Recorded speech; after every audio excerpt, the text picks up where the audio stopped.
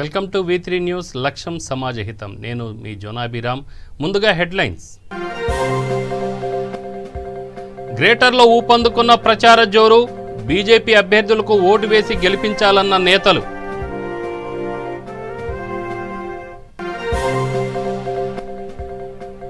ప్రచారంలో దూకుడు పెంచిన టీఆర్ఎస్. అభ్యర్థులకు మద్దతుగా మంత్రి తలసాని శ్రీనివాస్ యాదవ్.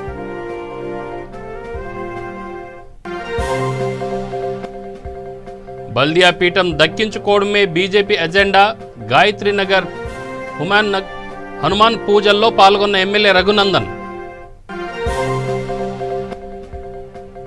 బీజేపీ నేత కారును ధ్వంసం చేసిన దుండగులు. టీఆర్ఎస్ నేతల పనేనని పోలీసులకు ఫిర్యాదు.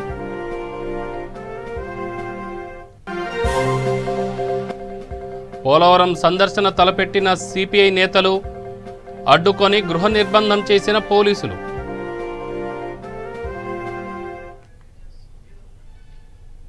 రంగారెడ్డి జిల్లా రాజేంద్రనగర్ ఉప్పర్పల్లిలో బీజేవైఎం స్టేట్ సెక్రటరీ బొక్క బాలరెడ్డి ఆధ్వర్యంలో బహిరంగ సభ నిర్వహించారు. ఈ సభలో బీజేపీ తెలంగాణ రాష్ట్ర సెక్రటరీ బంగారు శృతి, రంగారెడ్డి జిల్లా అధ్యక్షులు బొక్క నరసింహారెడ్డి పాల్గొన్నారు. ఈ సందర్భంగా బంగారు శృతి మాట్లాడుతూ కేసీఆర్ ఇచ్చిన హామీలను ఒక్కటి కూడా నెరవేర్చలేదని, రైతు బంధులో కూడా రైతులకు 6,000 రూపాయలు నరేంద్ర మోడీ ఇస్తున్నారని, కేసీఆర్ ఇచ్చింది ఏమీ లేదని తెలంగాణ ప్రభుత్వంపై విరుచుకుపడ్డారు. టీఆర్ఎస్కు ఓటు వేస్తే మేయర్ ముస్లిం అవుతాడని, మన హిందూ ఓట్లు మన కమలం గుర్తుకు వేసుకోవాలని, మేయర్ స్థానంలో హిందువుని కూర్చోబెట్టుకుందామని తెలిపారు.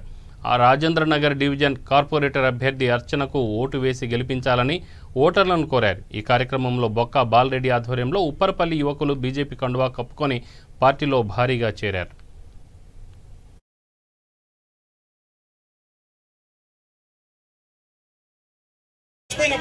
అలా జీతాలు పెంచమని కదా వాళ్ళు అడిగిన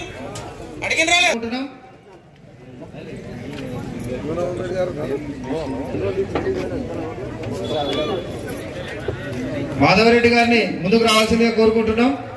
వెంకటరెడ్డి అన్న గారిని ముందుకు రావాల్సిందిగా కోరుకుంటున్నాం.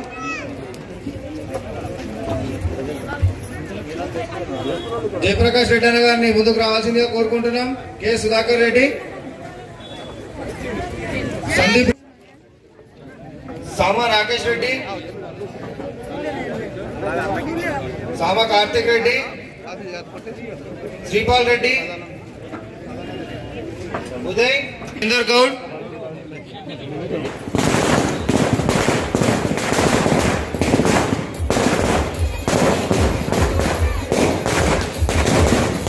భారతీయ జనతా పార్టీ ఆ రోజు మా నాయకురాలు సుష్మా స్వరాజ్ గారు పార్లమెంటులో ఆమోదం పలకకపోయి ఉంటే ఈ రోజు తెలంగాణ రాకపోతుండే. ఇచ్చింది ఎవరు అని అంటే కేవలం భారతీయ జనతా పార్టీ మాత్రం ఇది తెలంగాణ ఇచ్చింది. ఈ రోజు చెప్పుకునే కేసీఆర్ ఎవరు అనంటే అబద్ధాల కేసీఆర్, దగుల్బాజీ కేసీఆర్.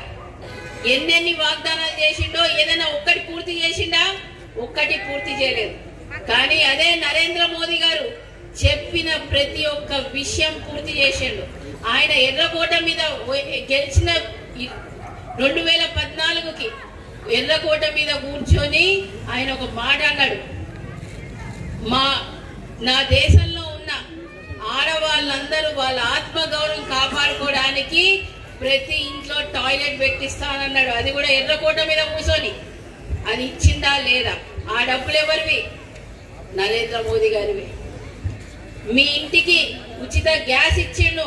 మా అక్క చెల్లెలు కూడా ఎవరు కూడా పొగతోని కష్టపడవద్దు, వాళ్ళకి ఆయాసం వస్తుంది. సిపిఐఎం కార్పొరేటర్ అభ్యర్థి జగటి స్వామి ఆధ్వర్యంలో పార్టీ ఆఫీస్ ప్రారంభం జరిగింది. ముఖ్య అతిథులుగా హైదరాబాద్ జిల్లా కార్యదర్శి శ్రీనివాసరెడ్డి, జూబ్లీహిల్స్ సీనియర్ నాయకులు చంద్రశేఖరరావు, జోనల్ కన్వీనర్ రాపర్తి అశోక్, బోరబండ అధ్యక్షులు శేషగిరిరావు, ఏఆర్ నరసింహ ఇతర నాయకులు పాల్గొన్నారు.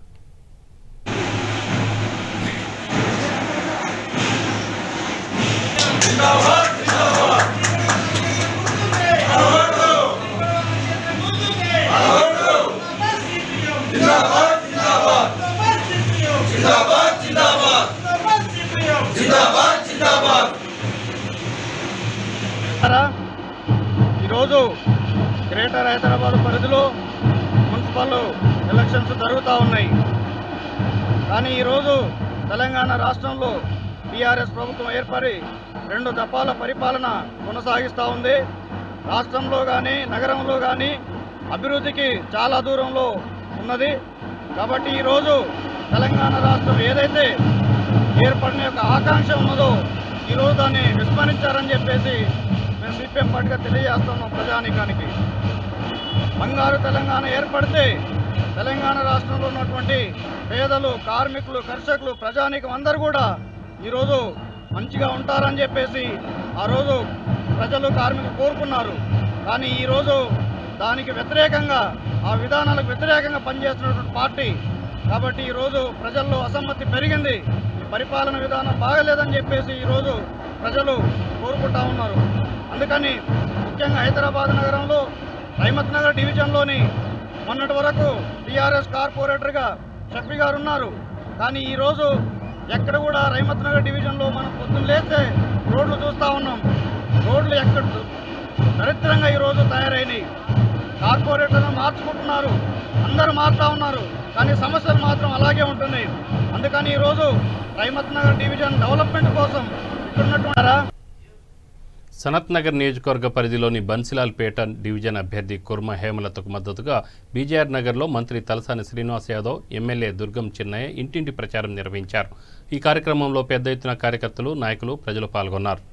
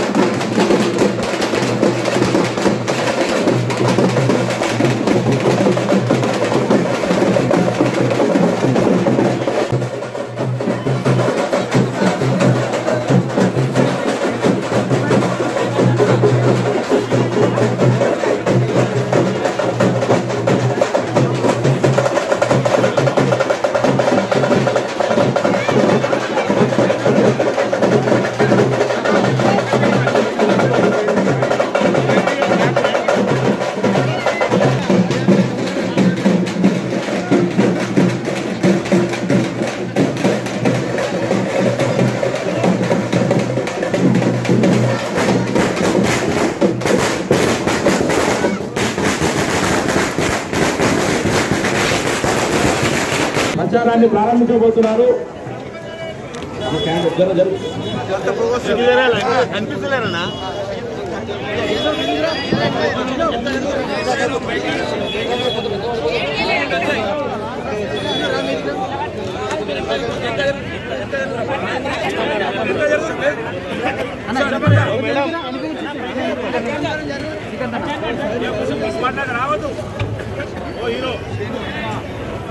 వెనక జరగండి అన్న, మరి ముందు పెడితే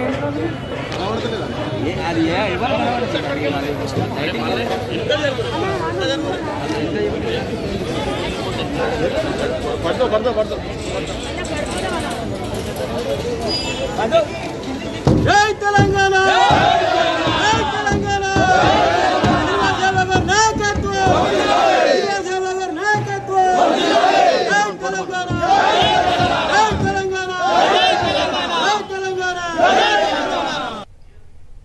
రంగారెడ్డి జిల్లా రాజేంద్ర నగర్, మైలార్దేవుపల్లి పిఎస్ పరిధి బాబుల్ రెడ్డి నగర్లో బీజేపీ నాయకుడు వెంకటరమణ కారును గుర్తు తెలియని దుండగులు ధ్వంసం చేశారు. టీఆర్ఎస్ నాయకులే కారు అద్దాలు ధ్వంసం చేశారని బీజేపీ నాయకులు ఆరోపిస్తున్నారు. పోలీసులు కేసు నమోదు చేసి దర్యాప్తు చేస్తున్నారు.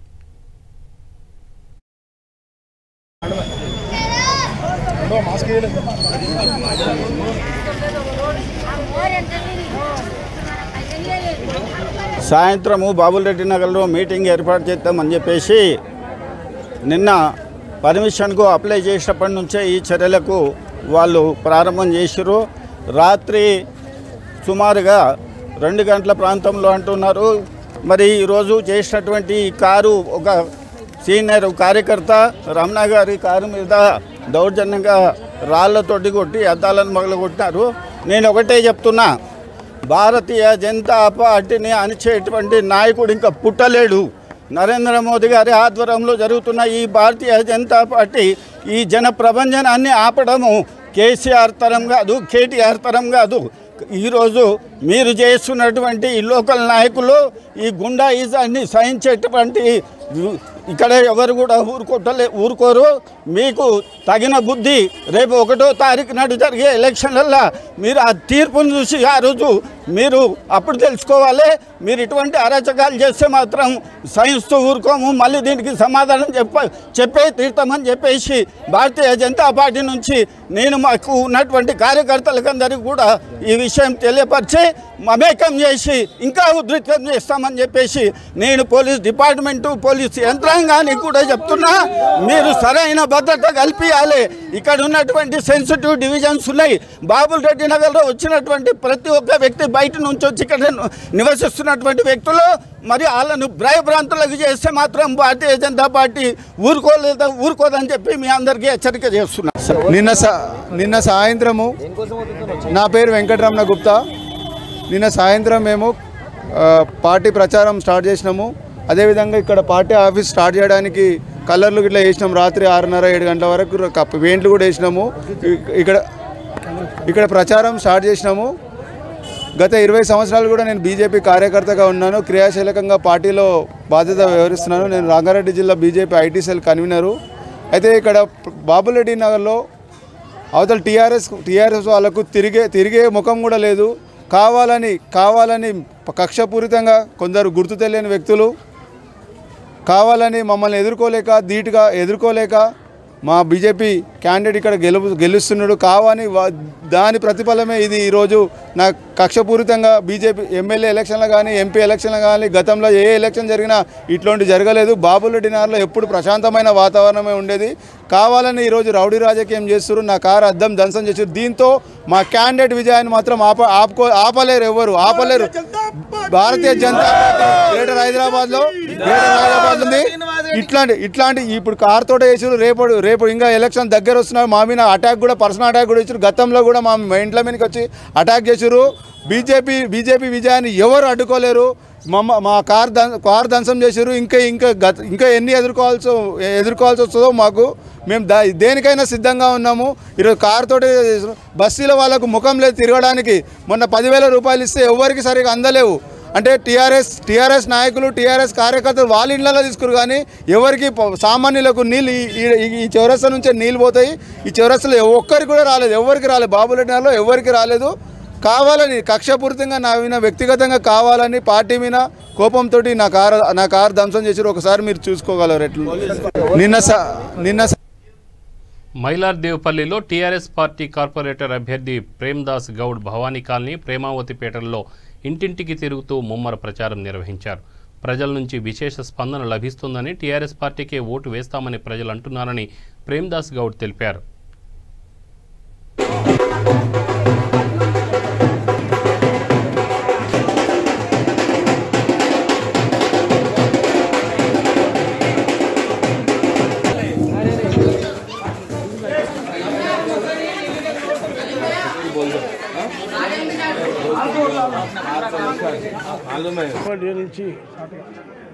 మైలార్పేట నుంచి నన్ను ఒక కార్పొరేటర్గా ఇక్కడ నాకు టికెట్ కేటాయించడం జరిగింది.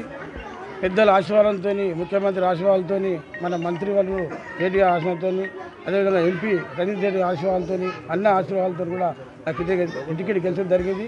ఎందుకంటే మైలార్పేట డివిజన్లో మంచి వ్యక్తిని ఇలా గెలిపిస్తే బాగుంటుందని చెప్పి అందరూ కూడా ప్రజలందరూ అంటున్నారు.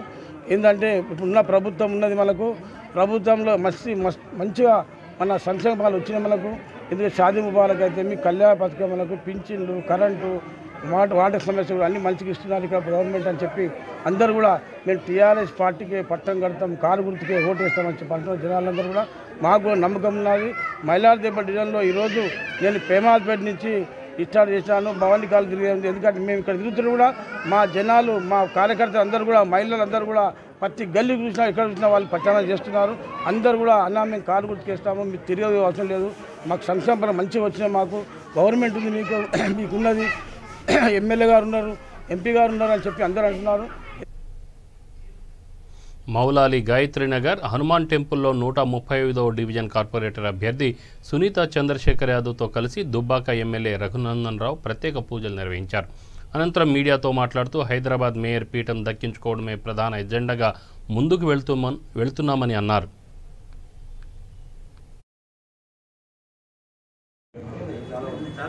విశేషేణ జీవం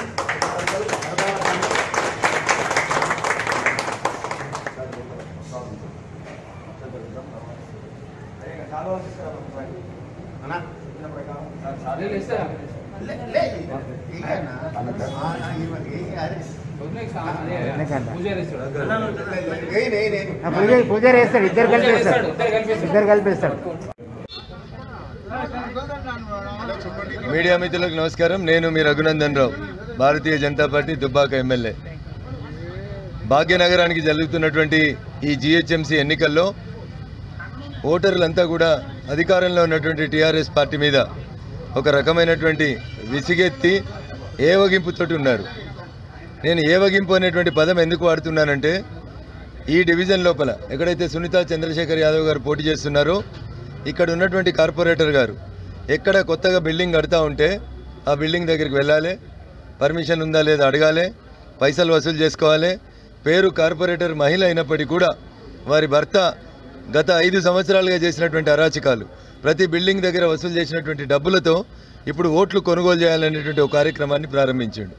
అందుకని ఈ డివిజన్ ఓటర్ మహాశైలకు నేను చేసేటువంటి విజ్ఞప్తి, టీఆర్ఎస్ పార్టీ ఇచ్చేటువంటి డబ్బులు మన రక్తాన్ని పీల్చినటువంటి డబ్బులు కాబట్టి డబ్బులు ఇస్తే మొహమాటం లేకుండా తీసుకోండి.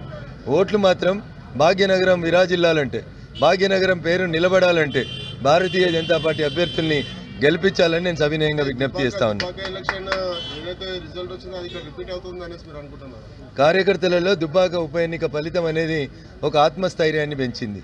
ఖచ్చితంగా మనిషి గట్టిగా నిల్చుంటే, తన సంకల్పం గట్టిదైనప్పుడు లక్ష్యం ఎంత గొప్పదైనా సాధించవచ్చు అనేది రేపు సోదరి సునీత కూడా ఈ డివిజన్లో నిరూపించబోతారు.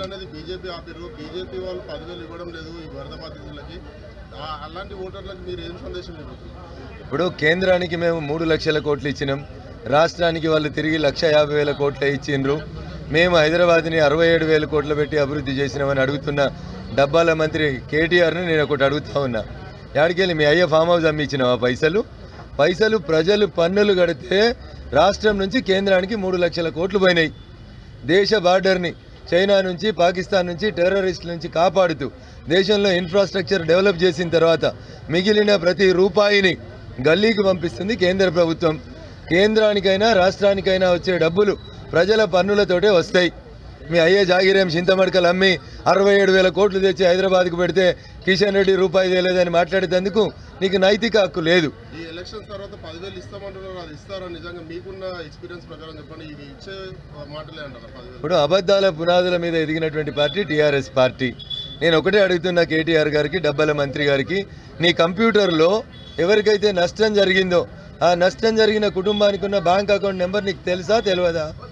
కేంద్ర ప్రభుత్వం ఆత్మనిర్భర భారత్ కింద డబ్బులు ఇవ్వాలనుకున్నప్పుడు దేశవ్యాప్తంగా ఎక్కడ లైన్ లేకుండా, గొడవ లేకుండా పేద మహిళలకి డబ్బులు ఇవ్వగలిగినప్పుడు నువ్వు సాఫ్ట్వేర్ అంటావు, విశ్వనగరం అంటావు, కంప్యూటర్ల మంత్రిని అంటావు, ఐటీల మంత్రిని అంటావు. ఎందుకు మహిళలు వచ్చి రోడ్డు మీద లైన్లో నిల్చోవాలి? మీ సేవల కాడ ఈ సేవల కాడ ఎందుకు నిల్చోవాలి? ఏమైంది నీ సమగ్ర కుటుంబ సర్వే? ఎందుకు వాళ్ళ ఇళ్లకి వాళ్ళ అకౌంట్లకి డబ్బులు వేయడంలో ఈ రాష్ట్ర ప్రభుత్వం విఫలమైందో ముందు చెప్పాలి. అభివృద్ధి కావాలా, అరాచకం కావాలా అని కేటీఆర్ మాట్లాడుతున్నాడు. అరాచకం అనే పదానికి పర్యాయ పదం కేసీఆర్ కుటుంబం, కల్వకుంట్ల కుటుంబం.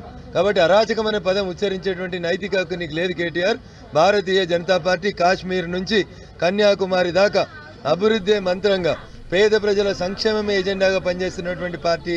ఖచ్చితంగా మేము ఈ నియోజకవర్గంలో, మల్కాజ్గిరి నియోజకవర్గంలో ఉన్నటువంటి 9 డివిజన్లలో మెజారిటీ డివిజన్లని భారతీయ జనతా పార్టీ కైవసం చేసుకుందనడంలో నాకైతే సందేహం లేదు. మహబూబ్ నగర్ జిల్లా చిన్న చింతకుంట మండలం అమ్మాపూర్ గ్రామంలో వెలిసిన శ్రీ కురుమూర్తి స్వామి బ్రహ్మోత్సవాలలో ప్రధాన ఘట్టమైన ఉద్దాల ఉత్సవం అంగరంగ వైభవంగా జరిగింది. కుబేరుడు అప్పు తీర్చలేక పద్మావతి సమేతంగా తిరుమల వీడి కృష్ణా తీరం చేరిన శ్రీ వెంకటేశ్వరుడు నదిలో సేద తీరిన అనంతరం పాదాలు కందిపోకుండా కృష్ణమ్మ పాదుకలు బహుకరించిందని, ఈ పాదుకల్నే ఉద్దాల ఉత్సవంలో ఊరేగిస్తారని చారిత్రాత్మక కథనం ప్రచారంలో ఉంది. ఈ కార్యక్రమంలో ఎంపీ మన్నె శ్రీనివాసరెడ్డి, ఎమ్మెల్యే ఆళ్ల వెంకటేశ్వర్ రెడ్డి, జెడ్పీ చైర్పర్సన్ శ్రీమతి స్వర్ణ సుధాకర్ రెడ్డి ప్రత్యేక పూజలు నిర్వహించారు.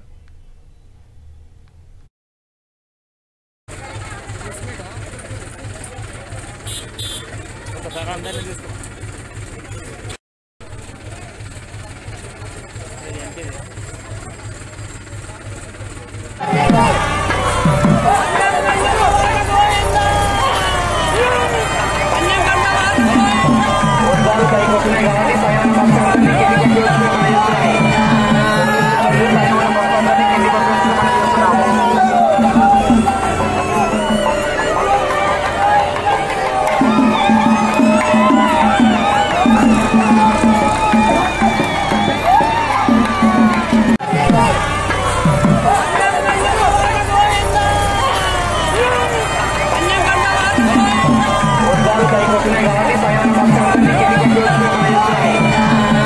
పైన భక్తులందరినీ కిందికి పంపిస్తున్నాం మనం చూస్తున్నాము.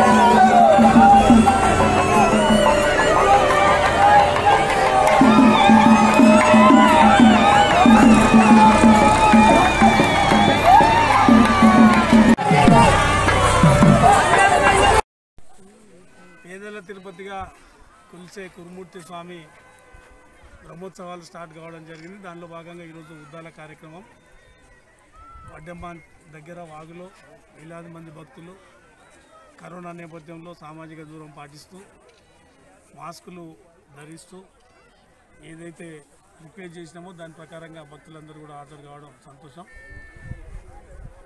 స్వామివారి ఆశీస్సులతోటే కేసీఆర్ గారి నాయకత్వంలో తెలంగాణ రాష్ట్రాన్ని సాధించుకున్నాం. ఈరోజు స్వామివారి ఆశీస్సులతోటే ముఖ్యమంత్రి గారి నేతృత్వంలో దేశానికే ఆదర్శంగా ఇవాళ తెలంగాణ రాష్ట్రం, తెలంగాణ ప్రభుత్వం నడుస్తూ ఉంది. రాబోయే కాలంలో కూడా ముఖ్యమంత్రి గారు తలపెట్టిన ప్రతి కార్యం, పేద ప్రజల కొరకు చేస్తున్న ప్రతి కార్యం కూడా విజయవంతం కావాలని, స్వామివారి ఆశీస్సులు ఎప్పుడు తెలంగాణ ప్రాంతానికి ప్రత్యేకంగా పాలమూరు జిల్లాకు ఉండాలని, స్వామివారి ఆశీస్సులతోటి కరోనా తొందరగా తగ్గి తొందరగా వ్యాక్సిన్ కూడా వచ్చి ప్రజల ఆరోగ్యాలు అందరూ బాగుండేటట్టు దీవించాలని కోరుకుంటూ రాబోయే కాలంలో ఈ ప్రాంతంలో స్వామివారి పేరు మీదనే కురుమూర్తి స్వామి పేరు మీదనే కర్మిన దగ్గర రిజర్వాయర్ నిర్మిస్తూ ఉన్నాం. స్వామివారి దీవెనలతో అతి తొందరలోనే పాలమూరు రంగారెడ్డి ప్రాజెక్టు కంప్లీట్ అయ్యి ఈ పాలమూరు జిల్లాకు ఇప్పటికే 8 లక్షల ఎకరాలకు పైగా సాగునీరు అందిస్తూ ఉన్నాం. పాలమూరు రంగారెడ్డి ప్రాజెక్టు కంప్లీట్ అయితే ఇంకొక 10 లక్షల ఎకరాలు ఆయకట్లోకి వచ్చే అవకాశం ఉంది. దానికి ఎటువంటి విఘ్నాలు లేకుండా, ఎటువంటి ఇబ్బంది లేకుండా ఈ ప్రాజెక్టు కూడా కంప్లీట్ అయ్యే విధంగా స్వామివారి దీవెనలు ఉండాలని కోరుకుంటూ రెగ్యులర్గా ఉద్దాల ఉత్సవాలకు లక్షలాది మందిగా ఒక పాలమూరు జిల్లా నుంచే కాకుండా పక్క రాష్ట్రాల నుంచి, పక్క జిల్లాల నుండి కూడా పేదలందరూ కూడా అటెండ్ అయ్యే ఆనవాయితీ. ఎడ్ల బండ్లు కట్టుకొని వచ్చి వేలాదిగా లక్షలాది మందిగా అటెండ్ అయ్యే అవకాశం. కానీ ఈసారి కరోనా నేపథ్యంలో ఆల్రెడీ సెకండ్ వేవ్ స్టార్ట్ అయింది కాబట్టి చాలా జాగ్రత్తలు పాటించాలని ప్రభుత్వం కానీ, అధికారులు కానీ, ప్రజాప్రతినిధులు కానీ అందరం రిక్వెస్ట్ చేసినాం. దానిలో భాగంగానే ప్రజలు కూడా స్వచ్ఛందంగా ముందరకు వచ్చి సహకరిస్తున్నారు. భక్తులు ఎంతమంది వచ్చినా కూడా ఎటువంటి ఇబ్బంది లేకుండా ప్రభుత్వం, అధికారులు అన్ని ఏర్పాటు కూడా చేయడం జరిగింది. ఈరోజు ఉద్దాల ఉత్సవం తర్వాత కూడా 9 రోజుల పాటు అలంకరణ ఉంటుంది.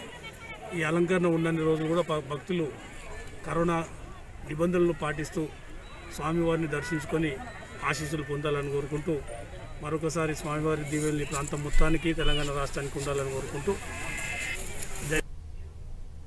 శేరిలింగంపల్లి నియోజకవర్గం వివేకానంద నగర్ భారతీయ జనతా పార్టీ డివిజన్ అధ్యక్షులు దానబోయిన నరసింగరావు డివిజన్ కమిటీ సభ్యులు పార్టీకి రాజీనామా చేశారు. అనంతరం నరసింగరావు మాట్లాడుతూ గత 25 సంవత్సరాలుగా భారతీయ జనతా పార్టీకి ఎన్నో సేవలు చేసినా తమను గుర్తించడం లేదని, 6 నెలల క్రితం పార్టీలో జాయిన్ అయిన వారికి కార్పొరేటర్ సీట్ ఇవ్వడం కరెక్ట్ కాదని ఆగ్రహం వ్యక్తం చేశారు.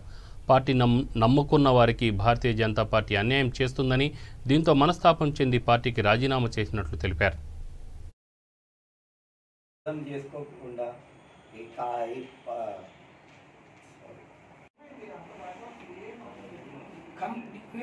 కమిటీ మొత్తం అని చెప్పారా? నేను గత 25 సంవత్సరాల నుండి పార్టీకి సేవ చేసుకున్నా, కానీ పెద్ద నాయకులు మనల్ని అర్థం చేసుకోకుండా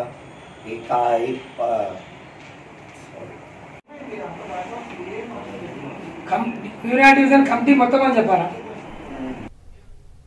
సిరిసిల్ల వేములవాడ పట్టణంలో అక్కడక్కడ పడుకొని చలి తీవ్రతకు తట్టుకోలేక ఉన్న యాచకులకు, నిరాశ్రయులకు యువ ఫౌండేషన్ ఆధ్వర్యంలో దుప్పట్లు పంపిణీ చేశారు. యువ ఫౌండేషన్ వ్యవస్థాపకులు కానిస్టేబుల్ గుడిసెల రాజశేఖర్ గౌడ్ మాట్లాడుతూ రాత్రి వేళలో పట్టణంలో తిరుగుతూ ఎవరికైతే దుప్పటి లేదో వారిని గుర్తించి దుప్పట్లు పంపిణీ చేసినట్లు తెలిపారు. ఎవరైనా అభాగ్యులకు కప్పుకోవడానికి దుప్పట్లు లేనట్టయితే యువ ఫౌండేషన్కు తెలిపితే ఉచితంగా అందజేస్తామని తెలిపారు. అదేవిధంగా ఎవరైనా కొత్త దుప్పట్లు దానం చేయాలనుకుంటే యువ ఫౌండేషన్ని సంప్రదించవచ్చని కోరారు.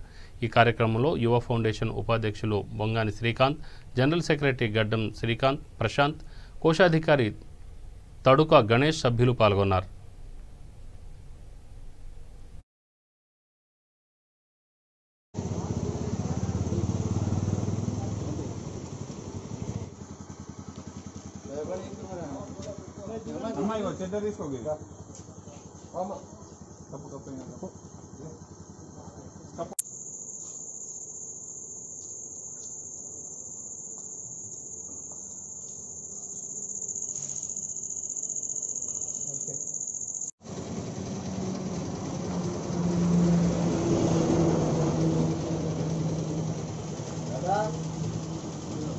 बंद कर चद्दर आपको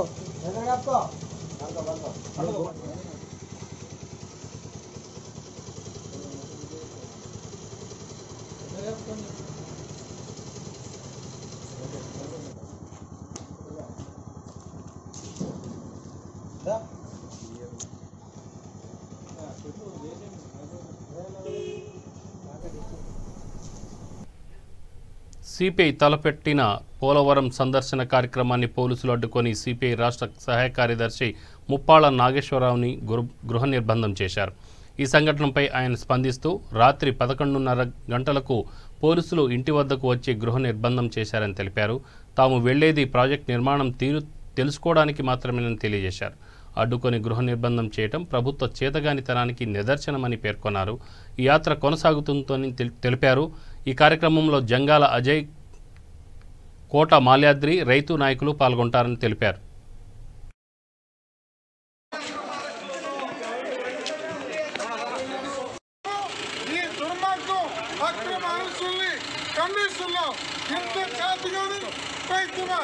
ప్రాజెక్టు చూడలేరా, ఇంట్లోకి వచ్చి అరెస్ట్ చేస్తారా, అపార్ట్మెంట్లోకి వచ్చి అరెస్ట్ చేస్తారా, ఏంటి భయం? పోలవరం ప్రాజెక్ట్ అక్రమ అరెస్టులు అన్యాయం, అక్రమ అరెస్టులు అన్యాయం. పోలవరం ప్రాజెక్టు సందర్శన కోసం ఈ రోజున సిపిఐ రాష్ట్ర వ్యాప్తంగా నాయకత్వం వెళ్ళి చూడటం కోసం, స్పందన తెలియజేయటం కోసం వెళ్తూ ఉంటే ఇదేదో అరాచకాన్ని సృష్టిస్తే అడ్డుకునేటటువంటి పద్ధతుల్లో రాష్ట్ర వ్యాప్తంగా గుంటూరు జిల్లాలో అనేక చోట్ల ముందస్తు అరెస్టుల్ని చేయడం అనేది జరిగింది. ఇది పూర్తిగా అప్రజాస్వామికం. ప్రాజెక్టులు చూడటం కోసం కూడా అనుమతి తీసుకున్నప్పటికీ అక్కడికి వెళ్ళలేకుండా చేయటం అనేది అత్యంత దారుణమైనటువంటి విషయం. నరేంద్ర మోడీ గారు ప్రాజెక్టు విషయంలో తీవ్రమైన ద్రోహం చేశాడు. జగన్మోహన్ రెడ్డి గారు నరేంద్ర మోడీ పైన ఉన్నటువంటి భయంతో నోరు మెదిపే స్థితిలో లేడు. ఇవాళ మేము చెప్తున్నాం, మీరు నోరు మెదపకపోయినా నరేంద్ర మోడీ మోసం చేసిన ప్రాజెక్టు సాధన కోసం, ప్రాజెక్టు ఎత్తు తగ్గించకుండా ఉండటానికి సిపిఐ ఈ రాష్ట్రంలో మిగతా పార్టీలన్నీ కలుపుకొని అనేక పోరాటాల్ని కొనసాగిస్తుంది. ఇవాళ అరెస్టులతోటి ఆపామని ప్రభుత్వం సంబరపడితే కుదిరే పని కాదు. భవిష్యత్తులో మరింత పోరాటాన్ని పదునెక్కిస్తామని హెచ్చరిస్తా ఉన్నాం. పోలవరం ప్రాజెక్టు సందర్శన కోసం ఈ రోజున సిపిఐ రాష్ట్ర వ్యాప్తంగా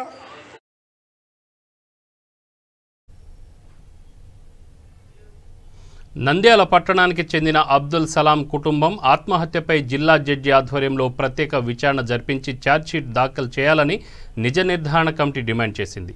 అబ్దుల్ సలాం కుటుంబం ఆత్మహత్య సంఘటనపై ప్రజాస్వామ్య హక్కుల పరిరక్షణ సంస్థ అబ్దుల్ సలాం కుటుంబ సభ్యులను, బంగారు షాపు యజమానిని, పోలీసులను, ఇరుగు పొరుగు వారిని, అతని స్నేహితులను కలిసి వాస్తవాలను సేకరించారు. అనంతరం బాధ్యులను శిక్షించే విధంగా ప్రత్యేక చట్టం చేయాలని డిమాండ్ చేశారు.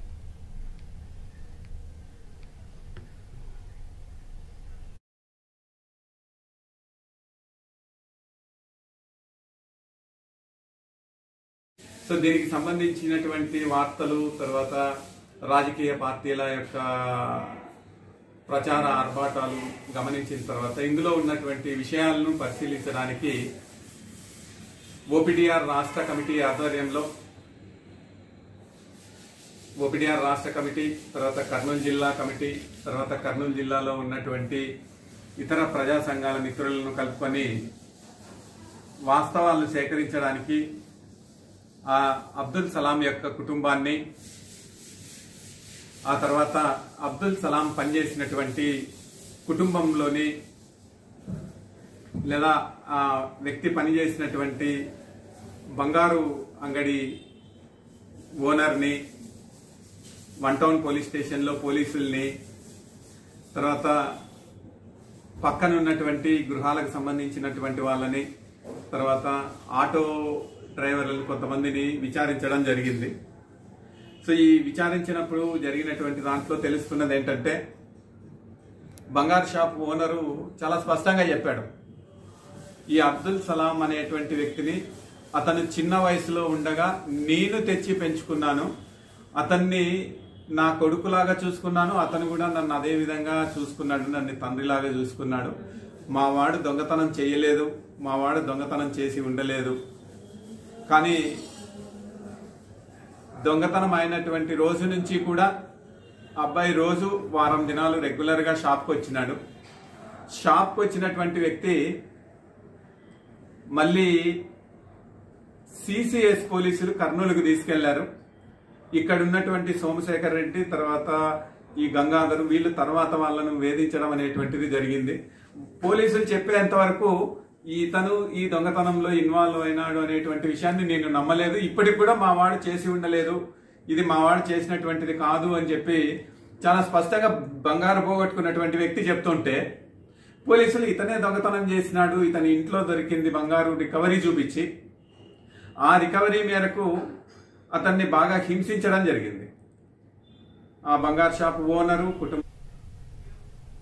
బులెటిన్ ముగించే ముందు హెడ్లైన్స్ మరొకసారి. గ్రేటర్లో ఊపందుకున్న ప్రచార జోరు, బీజేపీ అభ్యర్థులకు ఓటు వేసి గెలిపించాలన్న నేతలు.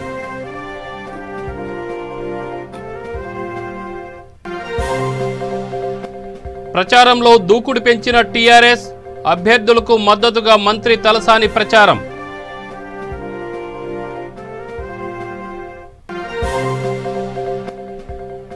బల్దియా పీఠం దక్కించుకోవడమే బీజేపీ అజెండా, గాయత్రీనగర్ హనుమాన్ పూజల్లో పాల్గొన్న ఎమ్మెల్యే రఘునందన్. బీజేపీ నేత కారును ధ్వంసం చేసిన దుండగులు, టీఆర్ఎస్ నేతల పనేనని పోలీసులకు ఫిర్యాదు.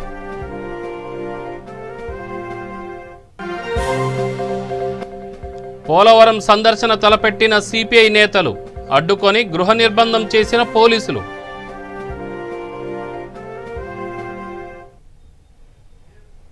ఇవి బులెటిన్ వివరాలు. స్టే ట్యూన్ V3 న్యూస్, లక్ష్యం సమాజహితం.